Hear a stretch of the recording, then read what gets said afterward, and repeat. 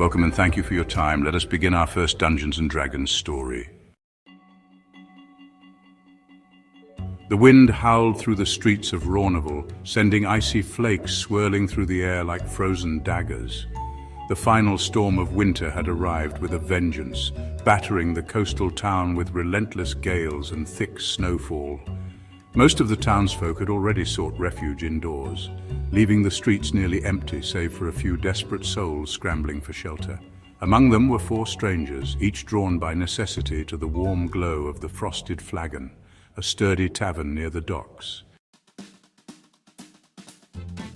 Edward Vandermith, a copper-scaled dragonborn, pushed through the heavy wooden door first, shaking the ice from his thick travel cloak. His keen ranger's eyes scanned the room, noting the wary glances of the patrons. He was used to being an outsider, most dragonborn were. But he paid them no mind as he made his way to an empty table near the hearth. Lyrie Goldleaf entered next, a half-elf druid wrapped in layers of furs, her golden hair dusted with snow. She carried a small bundle close to her chest, a tiny, shivering squirrel she had found half-frozen on the road. Her green eyes darted about the room, curiosity mixing with caution as she took in her surroundings. Sylvan Frostveil followed, her presence as sharp and cold as the ice that clung to the hem of her robes. The elven wizard moved with a practiced grace, her piercing silver eyes sweeping across the room before settling on the fire. With an air of aloof confidence, she strode towards a chair and sat without a word, drawing a gloved hand across the frost gathering on her sleeves. Last came Boris Bringabar, a towering minotaur with fur the color of storm-tossed waves. He ducked beneath the tavern's doorway, his massive frame nearly filling it before stepping inside. He smelled of salt and steel, the remnants of his pirate past clinging to him like an old curse. With a grunt, he stomped the snow from his hooves and made straight for the bar, ordering a tankard of whatever was strong and hot. As the 4 settled into the warmth of the tavern, a group of rough-looking men took notice. The thieves of Rornival were opportunists, and to them, these newcomers seemed like easy marks. Outsiders weighed down by gear and gold, tired from the road. A particularly greasy man with a scarred cheek nudged his companions, and together they slithered through the crowd like sharks, scenting blood. Edward was the first to notice the approaching danger. He caught the glint of steel beneath a cloak and tensed, his hand instinctively drifting toward the hilt of his short sword. "We've got company," he muttered, just loud enough for the others to hear. Lyrie gently placed her squirrel inside her cloak and shifted in her seat, her fingers curling as she whispered a soft incantation to call upon nature's aid. Sylvan merely arched a brow, unimpressed but prepared, while Boris let out a rumbling chuckle, rolling his shoulders in anticipation. "Easy marks, they think," the Minotaur rumbled. "Let's teach 'em otherwise." The moment stretched thin, and then the thieves struck. A blade flashed toward Edward, but the Dragonborn was quicker, twisting out of the way and countering with a swift elbow to the attacker's ribs. Lyrie flicked her fingers, sending tangled vines snaking up from the wooden floorboards, ensnaring a second thief's legs. Sylvan barely moved, uttering a single word of magic that sent a frigid blast of ice across the floor, causing another thug to slip and crash into a table. Boris, laughing now, simply grabbed a man by the collar and hurled him bodily into his companions. The fight was over as quickly as it began. The surviving thieves scrambled for the exit, dragging their wounded with them, leaving the tavern buzzing with energy. The bartender, a burly dwarf with a thick grey beard, merely sighed and went back to polishing a mug. "Serves 'em right," he muttered. "Bloody rats." Edward sheathed his blade, exchanging a glance with the others. "Well," he said, "that was one way to break the ice." Boris roared with laughter and slammed his tankard onto the table. "I like this lot, we fight well together. We drink now, yes?" Sylvan smirked, while Lyrie gave a small, amused shake of her head before ordering drinks for them all. As the storm raged outside, the 4 strangers raised their mugs, the first of many toasts to come. A new adventure had begun.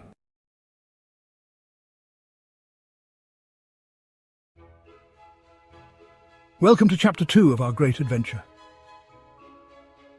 I hope you enjoy the video and please don't forget to like and subscribe. The adventurers come down the stairs of the Frosted Flagon after a night's rest. Their moods excited for the day to come. Edward Vandermouth scanned the tavern, ever observant, while Silwen Frostvile delicately sipped her tea, an eyebrow arched as she read a small tome she had procured from her satchel. The night's skirmish had bonded them, albeit informally, and there was a sense of camaraderie beginning to form. The tavern door creaked open, and a hush fell over the few patrons lingering from the night before. A stooped woman, wrapped in thick woolen layers, entered, her face lined with the weight of years and worry. She was clearly someone of importance, as the bartender immediately straightened and gave her a respectful nod. Morning, madam. Can we help you? The woman stepped forward, her eyes scanning each of them before settling on the Dragonborn Ranger. You are the travellers who fought off the ruffians last night, yes? Aye, that was us. Then perhaps you are the help we need. I am Elder Marta, and I come to you with a desperate request. A girl from our village, little Elira, has gone missing. 2 nights past, she went to the forest's edge to pick flowers and never returned.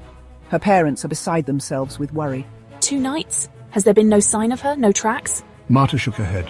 The storm covered any traces that might have remained. We sent search parties, but none dared venture deep into the woods. Strange whispers have been heard in the trees, and the hunters speak of an uneasy presence. Superstition or something real? I do not know, but I fear she was taken. And if so, I do not wish to think what fate may befall her. You handled those thugs so easily. I beg you, will you find our Elira? The table was silent for a moment. Then Edward nodded. We will. No child should be left in the woods alone. We'll bring her home. Aye, I was getting bored anyway. It appears I have little choice in the matter. Let us be quick about it. Thank you, truly. Elira's parents live just down the road. Speak to them, and they may tell you more. With that, their course was set. The party set off towards the forest after gathering what little information they could from the grieving parents. Elira had last been seen near a meadow at the tree line, a place where wildflowers bloomed even in the colder months. Snow had since buried much of the ground, but as they searched, Boris suddenly sniffed the air and let out a low growl. Something unnatural here. Edward crouched near a twisted tree, his keen eyes catching something beneath the frost. He brushed the snow away, revealing a half-buried scrap of fabric, pale blue, torn, and clutched in the gnarled roots. Beside it, the forest floor was covered in an odd ruin. This was no simple abduction. These runes are the work of a hag's charm spell. If she has the girl, we do not have much time. Edward stood, tightening his grip in frustration. Then let's move out and hunt down this hag. The deeper they ventured into the forest, the more unnatural it became. What should have been a quiet, winter-laden woodland was instead devoid of any snow. In fact, instead of snow, there was black, boggy puddles everywhere. The trees were blackened and sickly, their branches curling like grasping claws, and the underbrush was thick with unnatural growths that pulsed as if alive with dark magic. Something is watching us. Stay alert. Nature is sick here. The very land feels tainted. Aye, well, if something's watching us, it best come out before I make firewood out of these cursed trees. A low, guttural growl rumbled through the clearing, and then, from the thick brambles ahead, emerged a massive, dire wolf. Its eyes glowed an unnatural red, and its fur was matted with patches of dark moss. The beast was no ordinary guardian, it was bound to something far darker. Growls menacingly. I've heard of hags using beasts of the forests as guardians. I believe that is what this dire wolf is. More than that, the forest itself is her ally. Be careful, for we must be getting close. With a snarl, the dire wolf lunged, and the forest exploded into movement. Vines whipped from the trees, lashing at their feet. Roots burst from the ground, twisting like serpents to ensnare them. Grunting with effort. Edward rolled, avoiding the wolf's charge, and loosed an arrow in a single motion. The projectile sank deep into the beast's side, but it barely flinched. Instead, it whirled, fangs bared, eyes locked on him. Oh, it didn't like that. Leary, do something with these cursed plants. I can hold them back, but not forever. Incantation. Grunting with effort. Silwen raised her hands and sent a blast of ice toward the wolf's paws, freezing the ground beneath it. The dire wolf stumbled, and in that moment Edward struck again. This time, his arrow found the beast's leg, and it let out a furious howl. Battle cry. Grunting with effort. With a battle cry, Boris charged, his axe gleaming in the dim light. He swung with all his might, but the wolf was too quick, dodging at the last second. Snarling, it turned on him, its massive maw opening wide, only for another arrow to strike true, this time burying itself in its throat. Edward's aim was flawless, and the beast staggered before collapsing in a heap. The forest shuddered. As if in mourning, the vines retracted, and the oppressive energy that had filled the air seemed to lessen. It was connected to the land. Killing it weakened the hag's hold, but she knows we're coming. Then we don't give her time to prepare. We move now. I suggest haste before she sends something worse. Let her send whatever she likes. I needed a warm-up. Lyria gave one final glance at the dying forest around them, then turned to follow. Their battle had been won, but the real danger still lay ahead. Thank you for watching. Please don't forget to like and subscribe to the channel. The party pressed on, deeper into the cursed forest. The atmosphere grew heavier, the air thick with decay and whispers that slithered through the branches. When they finally reached the hag's domain, a wretched cabin nestled between the gnarled trees, they saw what held them at bay, a glowing circle of runes etched into the earth, flickering with dark energy. A protective barrier we can't pass until it's broken. It's tied to something old. The corruption has anchors. Edward, VO. You mean we need to destroy whatever's feeding this? Lyri, VO. 3 sources, 3 stones. We have 1 from the dire wolf, that leaves 2 more. They followed the magic's pull to an ancient oak, towering and malformed, its bark twisted with veins of black rot. The tree reeked of death, its roots wrapped around half-buried corpses, faces frozen in silent agony. This tree feeds on the dead, and it's using them to protect itself. As if hearing her, the ground trembled. The corpses stirred, their rotting limbs jerking unnaturally as they rose, eyes hollow and lifeless. Skeletal fingers clawed for weapons, rusted blades and shattered shields rattling in their grip. Edward, VO, I hate undead. Boris, let's send him back to the dirt. The dead charged. Boris met them with brute force, his axe cleaving through brittle bones, scattering skulls and limbs in his wake. Edward moved with precision, arrows piercing eye sockets and spinal cords before the undead could reach them. Lyri called upon nature's wrath, summoning thick vines that burst from the ground, ensnaring the creature's decaying legs. The tree itself was not idle. Branches whipped forward like spears, lashing at them with violent force. One struck Edward across the chest, sending him crashing into the trunk with a pained grunt. The tree's dark energy slithered into him like an invisible snake, seeping into his coppery scales. His vision blurred momentarily before clearing, the sensation gone, but something had changed. Edward, I'm fine. Focus on that damn tree. Time to put this monstrosity on ice. Now, strike the heartwood. Boris let out a roar and drove his axe into the twisted bark. The tree let out a screech like shattering bones, black ichor spilling from the wound. Lyri pressed her palms against the earth, summoning a surge of energy that sent the roots writhing in agony. With one final ear-splitting crack, the oak collapsed in on itself, leaving behind a pulsing, corrupted stone. Edward pushed himself off the ground and picked it up. He felt fine, but the shadow of the tree's curse clung to him unseen. Silwen, using her magic, guided the party to a forgotten well, where the last corrupted crystal hidden beneath a collapsed ruin. The wind howled as they peered down into its depths, where the third stone pulsed faintly at the bottom. I'll go. Doubt any of you lightweights can swim down and back up with that thing. Edward, not arguing. Boris secured the rope around a sturdy rock, before securing the other end around his waist. Boris dove into the well. His deep diving strokes used to the ocean currents made short work of the dive. About halfway down it became so dark that his only light source was the crystal below. The well was deeper than Boris first though, as a slight tightness started to grow in his chest. But Boris could see the crystal now. He was so close as he reached out his hand to grasp it. But then, something struck from the shadows of the water. A spike of pain laced through Boris's leg. That's when Boris saw the serpent's head drift back into the darkness. The serpent's head posed for another strike. Boris, not wanting to get bite again, quickly grasped the crystal and yanked on the rope hard. His companions needed no encouragement to start yanking on the rope. Boris held on tight to the rope while kicking his uninjured leg for all he was worth to the surface. As Boris' sling shot it out of the well, Boris shouted that he was being chased by a serpent. Silwen quickly faced the well and frost surged over the well to seal the creatures inside an icy grave. That was close, see? No problem. Next time one of you can swim down the cursed well filled with a snake. With all 3 stones in hand, they returned to the hag's domain.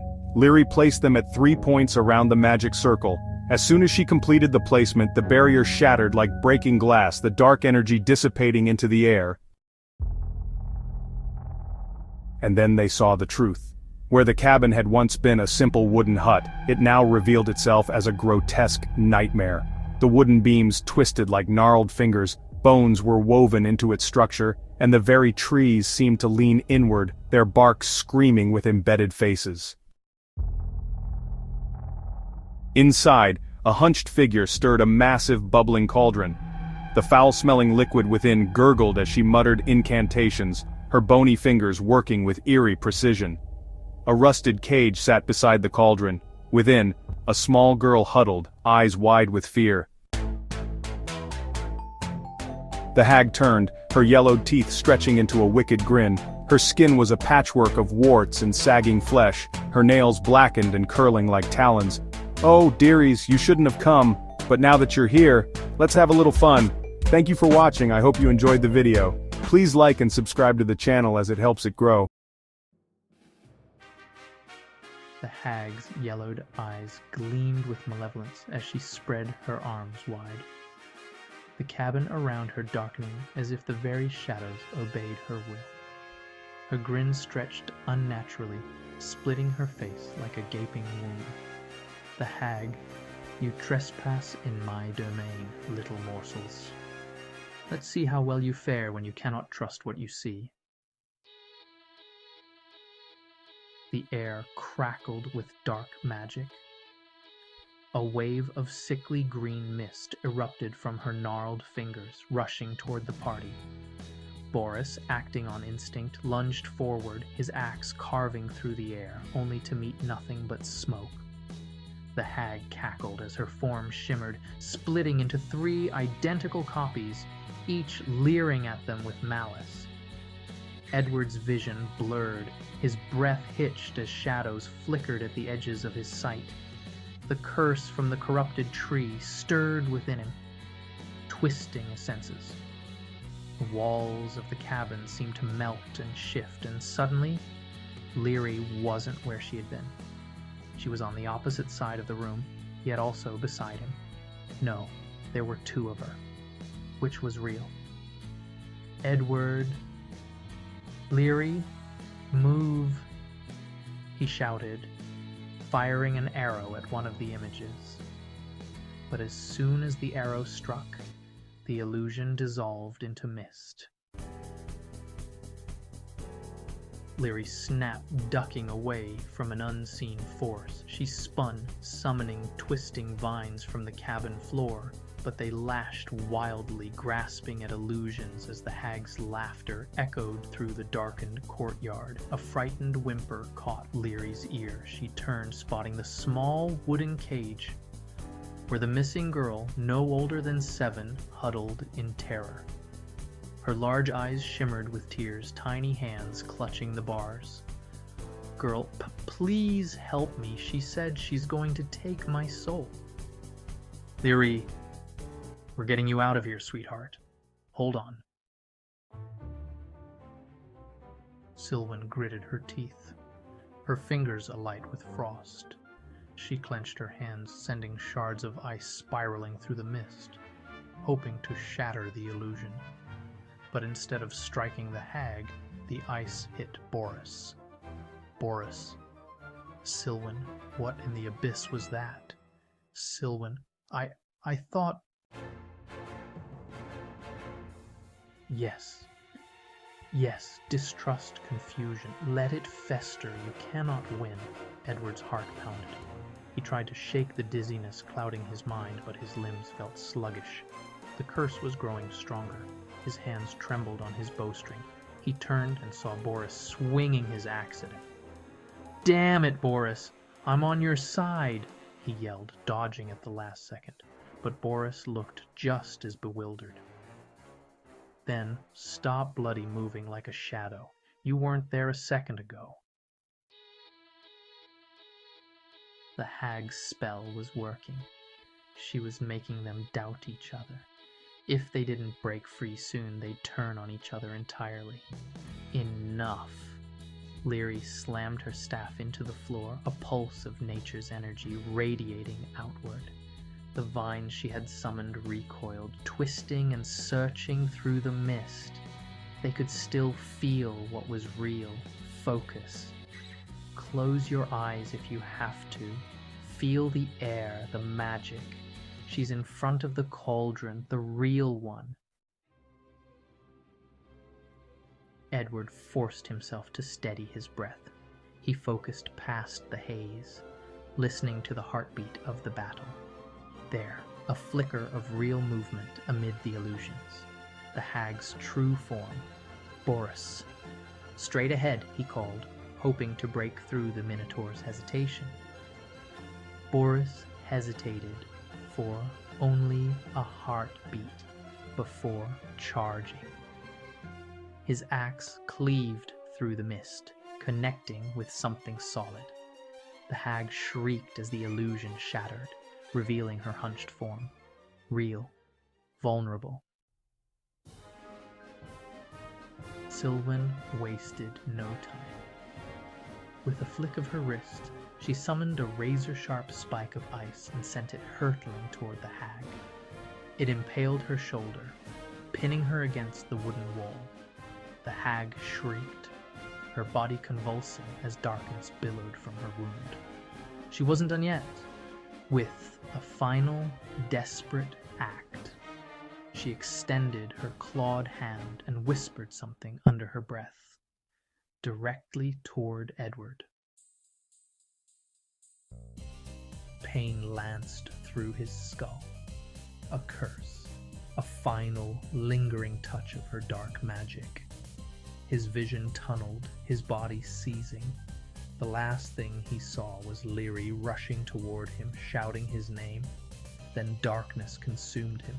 Edward lay still, his breath shallow, his copper scales tinged with a sickly darkness. Leary knelt beside him, hands glowing faintly as she tried to push her healing magic into him. But it wasn't enough. The curse had dug deep, far beyond her power to undo. Nearby, the little girl sniffled, wiping her tear-streaked face. Leary forced a small, reassuring smile. Silwen rifled through the hag's belongings, her hands shaking. Boris wiped his axe clean, his expression grim. It was Leary who found the hag's tattered spellbook, her fingers trailing across the brittle pages. There, a passage written in spidery script. Silwen exhaled sharply. Boris nodded. Neither one was sure if Edward would pull through. It was dark magic, after all. Leary's hands tightened around the book. She looked at her fallen friend. She was determined to heal her companion.